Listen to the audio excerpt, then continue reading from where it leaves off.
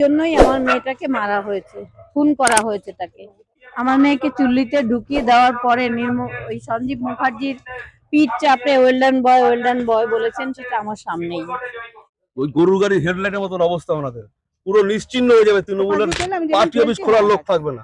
এমন ইলেকট্রিকের বিল যেটা একটা সামান্য একটা টিউব একটা লাইট চালালে 1500 টাকা করে আসে, জীবনে আমরা দেখিনি ওরকম। সেটা নিয়ে তো প্রতিবাদ হচ্ছে না। এই শাস্তি ওনাকে পেতেই হবে, পেতেই হবে, আজ নয় কাল। 4 তারিখে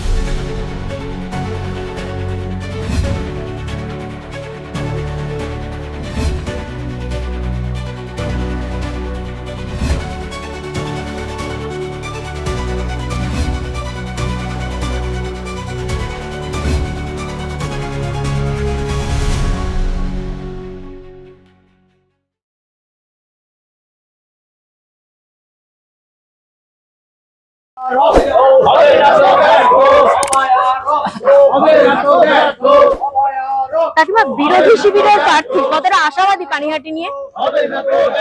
আমার মেয়ের ন্যায় বিচার। পানিহাটির মানুষ কি বলছে? পানিহাটিবাসীদের কাছে আমার আবেদন যে আমার মেয়ের বিচার আনতে আপনারা সাহায্য করুন। যেখানে একটা অন ডিউটি ডক্টরকে হসপিটালে মারা হয়, সেখানে 2 বছর প্রায় হতে যায়, এখনো আমি বিচার পাইনি। এটা কেন তৃণমূল সরকার দায়ী? যে এটা একটা সরকারি হসপিটাল ছিল, আর তার মৃত্যুর পরে হসপিটালে যে দুর্নীতি বেরিয়ে এসেছিল, তাতে দুর্নীতির জন্যই আমার মেয়েটাকে মারা হয়েছে, খুন করা হয়েছে তাকে।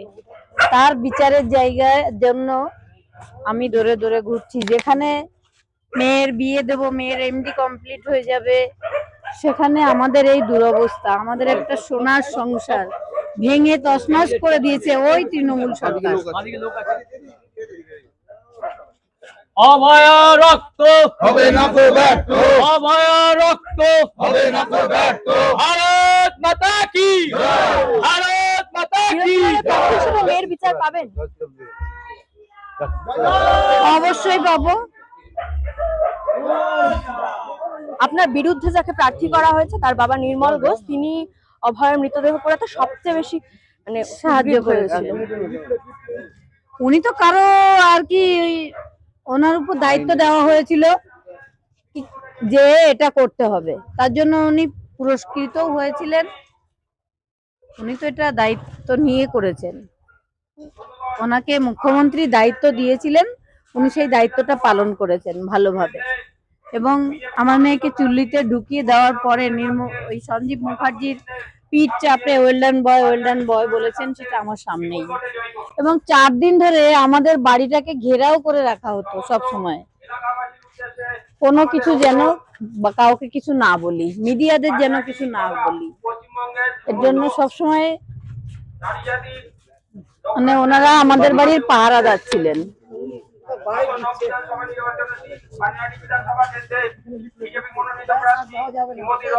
শাসক দলকে কি বার্তা দেবেন? শাসক দলের জন্যই তো আমার মেয়েটার তার কাজের জায়গায় খুন হতে হয়েছে, তাই শাসক দল দায়ী এটা বলবো। বিচার না দিয়ে পার পাবে না শাসক দল। যদি পানিহাটির আবহাওয়া কেমন বুঝছেন? পানিহাটির আবহাওয়া যা বোঝা যাচ্ছে, বিজেপি জিতবে, অভয়ের মা জিতবে। কিন্তু সরকার বলছে তারা লক্ষ্মীর ভান্ডার নিয়ে সবাইকে কিনে নিচ্ছে। লক্ষ্মীর ভান্ডার নিয়ে কে কিনছে? মমতা বন্দ্যোপাধ্যায়। মমতা বন্দ্যোপাধ্যায়। তোমার মনে হয় লক্ষ্মী ভান্ডার দিয়ে ভাতাতে জনগণ আর ভুলবে? তাদের বাড়ির সন্তান বড় নাকি 1500 টাকা 500 টাকা বড়? কথাটা আমাকে জবাব দাও তো। ভাতাতে পুরো দুনিয়া ভরে দিয়েছে, ছেলেদের চাকরি নেই, মেয়েদের রোজগার নেই। এক একটা শিক্ষিত ছেলে বাজারে ডিম বিক্রি করছে, টোটো চালাচ্ছে। এটা কোনো রাজ্য সরকার? আজ নারী নির্যাতনের জন্য একটা মাকে তার ক্ষমতা দখল করতে হচ্ছে। এই হচ্ছে আমাদের মহিলা মুখ্যমন্ত্রী। একটা মহিলার বিচার হলো না আজ 19 মাস ধরে। কোন রাজ্যে আমরা বাস করছি? এটা আমরা একটা মহিলা মুখ্যমন্ত্রীর রাজ্যে বাস করছি। তার রাজ্যে বুঝতে পারছেন 1500 টাকা করে ভাতা বাড়িয়ে দিয়েছে যুবদের। বেকার লাইন দেখলেই তো বোঝা যায় যে রাজ্যতে কত বেকার, উনি ভালো করেছে। 1500 টাকা যে রাজ্য বেকার ভাতা দিচ্ছে ছেলেদের, খুব ভালো করেছে। এতদিন আমরা বিজেপিরা তুলে ধরতাম যে রাজ্যতে চাকরি বাকরি নেই, কিন্তু আজকে পুরো প্রমাণ হয়ে গেল যে সত্যি রাজ্যতে চাকরি বাকরি নেই। কারণ ওই ভাতার লাইনে যারা দাঁড়িয়েছে ফর্মের জন্য, এটা পুরো প্রমাণ হয়ে গেল যে রাজ্যতে ভাতা ছাড়া আর কিচ্ছু নেই। মহিলাদের লক্ষ্মী ভান্ডার, এদিকে লক্ষ্মী ভান্ডার তো চাচা গ্যাসের দাম বেড়ে গেছে। গ্যাসের দাম উনি 289 টাকা, যাই হোক 200 কত 90 না কত টাকা উনি নিচ্ছে। উনি কেন নিচ্ছে? ওটা ছাড় দিক, 325 টাকা করে উনি নিচ্ছে গ্যাসের, ওটা ছাড় দিক। উনি চতুর্দিকে প্রচার করে বেড়াচ্ছে গ্যাসের দাম বাড়িয়ে দিচ্ছে। গ্যাসের ইলেকট্রিকের বিল কত আসছে সেটা একবার উনিরা দেখছে না। ইলেকট্রিক নিয়ে তো কোনো মিটিং মিছিল হচ্ছে না। আরে যেখানে দেশের যুদ্ধ হচ্ছে, সারা দেশ যেখানে যুদ্ধ, সেখানে ক্রাইসিস তো হবেই। গ্যাসটা তুমি তুলছো, ইলেকট্রিকের বিল যেটা একটা সামান্য একটা টিউব, একটা লাইট জ্বালালে 1500 টাকা করে আসছে, জীবনে আমরা দেখিনি ওরম। ওই সেটা নিয়ে তো প্রতিবাদ হচ্ছে না কেন? ওটা তোমাদের লোক কন্ট্যাক্ট নিয়েছে বলে, তোমাদের লবির লোক কন্ট্যাক্ট নিয়েছে ইলেকট্রিকটা, তার জন্য কোনো প্রতিবাদ হচ্ছে না। আমরা ভাতার রাজ্যে বসবাস করছি, আমাদের ভাতা লাগবে না, আমাদের চাকরি চাই, ছেলে মেয়েদের চাকরি চাই। শিক্ষা চুরি হচ্ছে, দুর্নীতি, স্বাস্থ্য চুরি, সব। আমরা চুরির রাজ্য আর চাই না। আমরা এখন চাই আমাদের সরকার ডবল ইঞ্জিনের সরকার হোক। আমার একটুখানি অটল বিশ্বাস আছে, যেটা 35 বছরে সিপিএম করতে পারেনি, যেটা 15 বছরে তৃণমূল করতে পারেনি, এটা বিজেপি সরকার অবশ্যই করবে। আর আমরা অভয়ের বিচার চাই। আমরা চাই পানিহাটিতে অভয়ের মা বিপুল ভোটে জিতবে, এবং জেতাতে চাই অসীম জিতবে, আর ধর্ষণকারী রাখবো না। সবচেয়ে বেশি সাহায্য করেছিল নির্মল ঘোষ, তার ছেলে হচ্ছে বিরোধী পক্ষের প্রার্থী। নির্মল ঘোষের ছেলে, সে বিরোধী পক্ষের প্রার্থী হয়েছে, কি বলবেন তার বিষয়ে? তার বিষয়ে কি বলবো? তার বিষয়ে কি বলবো? বাবা ছিল, এখন ছেলেকে দিয়েছে। হিসাব মতন ছেলেকে তো, তার ছেলে কাউন্সিলর ছিল, ঠিক আছে, এবার তার বাবা বিধায়ক ছিল, এখন তার ছেলে হয়েছে। এটা কি বলে বংশগত রাজনীতি হয়ে গেছে। এটা তো বংশগত রাজনীতি। কেন আর কেউ নেই? তৃণমূলে আর কেউ ছিল না? আর কি বলবো? যেখানে সেটা সবাই জানে, আর বলার কিছু নেই। জনগণ সবাই জানে কার বিচার হয়নি আর কে অন্যায় করেছে, এটা নতুন কথা না। বিরোধী দল এলে মুখ্যমন্ত্রী হিসেবে কাকে দেখতে চান? বিরোধী দল মুখ্যমন্ত্রী হিসাবে অবশ্যই আমাদের বিজেপির সরকারকেই দেখতে চাই। এবার নাম আমি বলবো না, সেটা আমাদের মোদিজি সেটা ঠিক করবে। এখন যদি আমি একটা নাম বলি, কেন আমাদের বিজেপি সরকারটা একটু আলাদা, ঠিক আছে, এখানে পা চাটা তেল মানে এই শব্দের জায়গা দেবে না। বিজেপি দেবে তার কাজ, তার সততা, তার মধ্যে দেশ সেবা, তার মধ্যে ধার্মিক, বিজেপি তাকেই মুখ্যমন্ত্রী বানাবে। এর জন্য আমি নাম বলতে পারছি না। জয় শ্রীরাম। কি বুঝছেন পানিহাটির আবহাওয়া? পানিহাটির আবার আবহাওয়া আছে নাকি? নষ্ট, নোংরা, জঞ্জালে ভরা, এটা আবার আবহাওয়া? যেই মানে আমাদের বিধায়ক ছিলেন নির্মল ঘোষ, তার চারিত্রিক এবং তার যা চালচলন সবাই জানে, এবং তার যে কাজকর্ম রাস্তায় লোকে গেলে দেখতে পাচ্ছেন। এই দেখুন, এখনো দেখবেন এই বৃষ্টিতে জল, চারিদিকে নোংরা, জঞ্জাল, মানসিকতা সব রকম ওনার খারাপ, যার জন্য উনি এখন বুঝতে পেরেছে হাওয়া খারাপ, নিজে হারের দায়টা নেবে না, ছেলেকে হারের দায়টা দেবে। উনি মানে হারা সিটে ওনার ছেলেকে দাঁড় করিয়ে দিয়ে গেল। উনি জানে যে এই সিটটা উনি হারবে। ভারত মাতা কি আর যেই কাজ উনি করেছেন, ভারত মাতা কি একটা মেয়ের বডিটাকে যেভাবে উনি তড়িঘড়ি কোনো লাইন ছাড়া, 3টে বডি টপকে গিয়ে লাইন ছাড়া বডিটাকে পুড়িয়ে দিয়ে প্রমাণ লোপাট করেছেন, সে ক্ষমা ভগবান করবে না। আর আমরা ভগবান বিশ্বাসী দল করি, ভগবানের ওপর সবকিছু ছেড়ে দিই। আমরা আমাদের কর্ম করি, বাকিটা ভগবানের উপর ছাড়ি। এই শাস্তি ওনাকে পেতেই হবে, আজ না হয় কাল। 4 তারিখের জন্য আমরা অপেক্ষা করছি, সেটা ঠিক আছে, কিন্তু মানুষের যা পরিস্থিতি আছে, এক বিন্দু ওনাকে ক্ষমা করবে না। তাই আগামী নির্বাচন শুধু পানিহাটিতে নয়, পুরো পশ্চিমবঙ্গে তৃণমূলের বিসর্জন। আর এনারা বলেন না যে ভারতীয় তৃণমূল কংগ্রেস, সর্বভারতীয় দূরের কথা, ওই গরুর গাড়ির হেডলাইটের মতন অবস্থা ওনাদের। পুরো নিশ্চিন্ন হয়ে যাবে, তৃণমূলের পার্টি অফিস খোলার লোক থাকবে না, এমন অবস্থা হবে দেখবে। আপনারাও অভয়ের বিচারের জন্য এখানে কাকিমার হয়ে ভোট প্রচারে নেমেছেন। অন্যদিকে সিপিএম কলতান দাশগুপ্ত, তিনিও অভয়ের বিচার চাইছে। একাধিক প্রার্থী অভয়ের বিচারের জন্য সিপিএম থেকে প্রচার চালাচ্ছে। তাহলে সিপিএম কেন, তৃণমূলের অনেকে বলছে যে আমরা অভয়ের বিচার চাই, তাহলে সবাই মিলে নাম উইথড্র করে নিন। কাকিমা বিনা প্রতিদ্বন্দ্বিতায় জিতবেন এবং বিধানসভায় গিয়ে ওনার মেয়ের বিচার চাওয়ার জন্য আওয়াজ তুলবেন। পারবে? কারোর ক্ষমতা আছে? পারবে না, করবে না। কারণ কাকিমা চেয়েছিল যে ওনার মেয়ের বডিটাকে নিয়ে যেন কোনো রাজনীতি না হয়, যার জন্য আমরা কিন্তু বহুবার ওনাকে প্রপোজ করেছি, কিন্তু উনি রাজি হননি। লাস্ট যখন দেখা গেল যে কলতান পানিহাটি থেকে দাঁড়াচ্ছেন নির্মল ঘোষের ছেলেকে জেতানোর জন্য, এবং কলতানকে নিয়ে প্রচার হচ্ছে যে কলতান নাকি সব রকম আন্দোলন করেছে এবং সিপিএম নাকি এই আন্দোলনের সঙ্গে ওতপ্রোতভাবে জড়িত, সিপিএম যার জন্য কলতানকে এখানে টিকিট দিয়েছে। যখন দেখলো কাকিমা যে কলতানও সেই অভয়ার নাম নিয়ে প্রচার চালাচ্ছে, তখন উনি বললো যে এবার আমি দাঁড়াবো। আমি যেখানে চাইছিলাম যে আমার মেয়েকে নিয়ে যেন রাজনীতি না হয়, সেটা যখন এরা করছে তখন আমি রাজনীতি করবো আমার মেয়েকে নিয়ে, যার জন্য উনি আমাদের এখানে এসেছেন।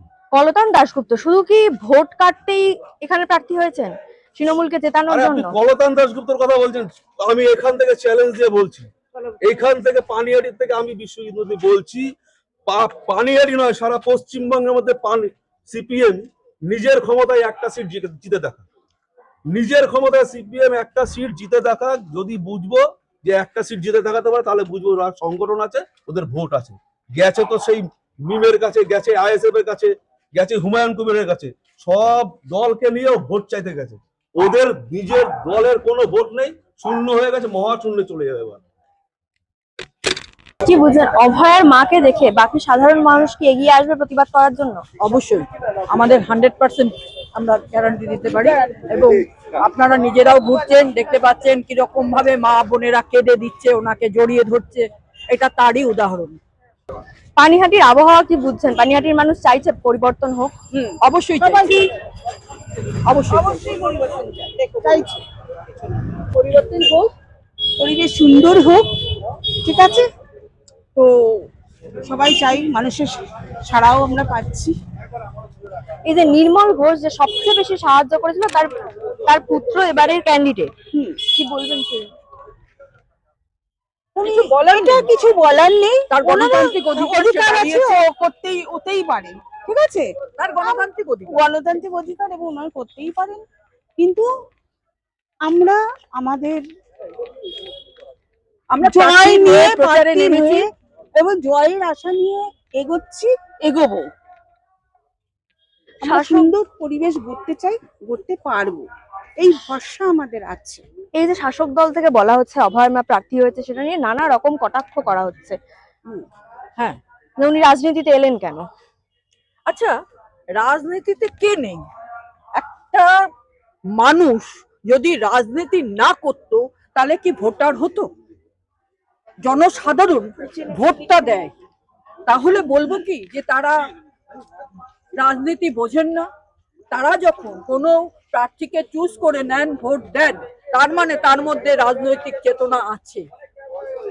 আর এখানে তো দাঁড়িয়ে তার মেয়েকে নিয়ে অন্য কোনো দল রাজনীতি করতে চাইছিল, তো সেই জায়গায় তিনি বাধা হয়ে দাঁড়িয়েছেন।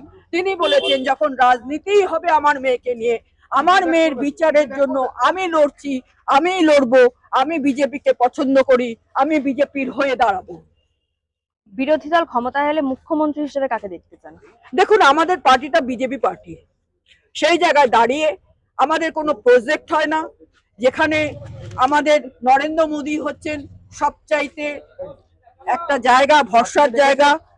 যারা যারা জিতবেন, যে বিধায়ক যারা হবেন, তাদের মধ্যে থেকেই বেছে নেওয়া হবে কে মুখ্যমন্ত্রী হবেন। তার বিচার আমরা শিরোধার্য করব এবং আমরা আশা রাখি তিনি এমন কাউকে মুখ্যমন্ত্রী করবেন না যেটা আমাদের অপছন্দের হবে।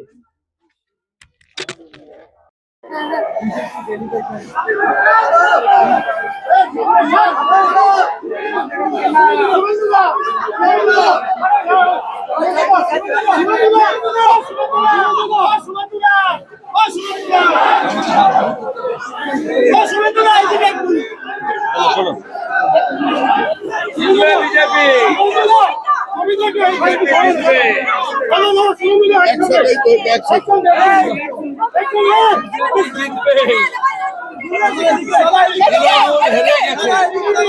তৃণমূল হেরে গেছে।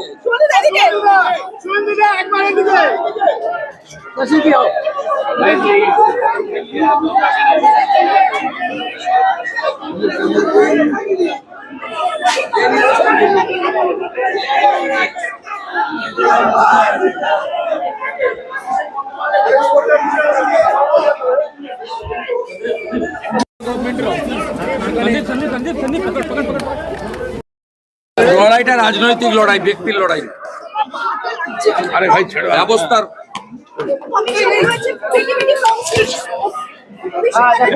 दादा आज कलकत्ता हाई कोर्ट ने जो पिटीशन फाइल किया गया था आईपीएस को ट्रांसफर को लेकर उसको रद्द कर दिया। दादा कलकत्ता हाई कोर्ट ने বেরিয়ে বলবো। বেরিয়ে ভালো করে चलिए हम बाहर